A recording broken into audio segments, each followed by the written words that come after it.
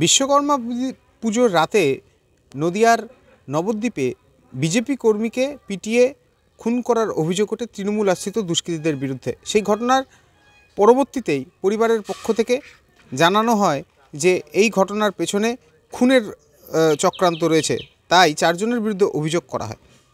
প্রথমেই একজনকে গ্রেপ্তার করে পুলিশ এবং পরবর্তীতে আরেকজনকে গ্রেপ্তার করেছে নবদ্বীপ থানার পুলিশ। এই নিয়ে এখনও পর্যন্ত এই ঘটনায় গ্রেপ্তারের সংখ্যা 2। পুলিশ সূত্রে খবর যে প্রথমে গ্রেপ্তার করা হয়েছিল বীরভূম থেকে, সাঁইথিয়া থেকে অরিন্দম মণ্ডল নামে নবদ্বীপের এক যুবককে। একইভাবে চাপড়া থানার মাধবপুর এলাকা থেকে অপর এক অভিযুক্ত তাপস দাসকে গ্রেপ্তার করা হয়েছে।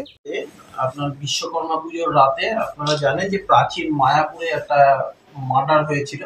সঞ্জয় ভৌমিক বলে একটা ছেলেকে মারা হয়েছিল তার বাড়ির সামনে।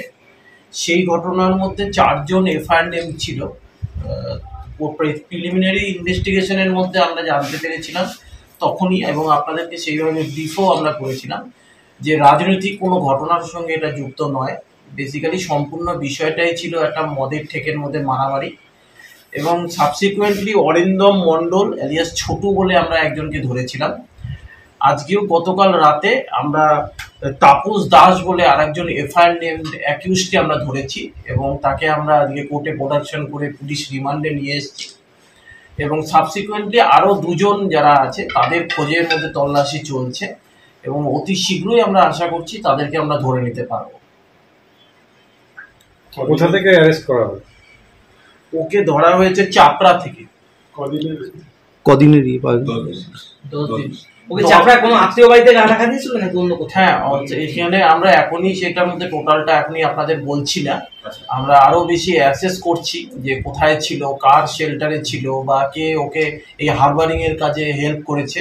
সম্পূর্ণ জিনিসটাই আমরা তদন্তের আওতাধীন রেখেছি এবং সমস্ত বিষয় তদন্তের মধ্যে উঠে আসবে। কদিনের পুলিশ রিমান্ড নেওয়া হয়েছে? 10 দিনের পুলিশ রিমান্ডে নিয়ে আসা হয়েছে।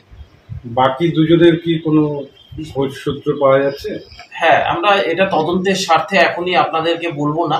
আমরা কিছু লিড পেয়েছি, তারা কোথায় আছে বা না আছে আমরা দেখছি। সমস্ত বিষয়টাকে আমরা ভেরিফাই করে দেখছি এবং খুব শীঘ্রই, আমি আগেও বললাম, তাদেরকে ধরা হবে, কাউকে ছাড়া হবে। এবং তাকে 10 দিনের পুলিশ হেফাজত দিয়েছে আদালত। এই ঘটনায় তাদেরকে পুলিশ হেফাজতে থাকাকালীন আরও জিজ্ঞাসাবাদে অনেক তথ্য উঠে আসবে বলে মনে করছে পুলিশ।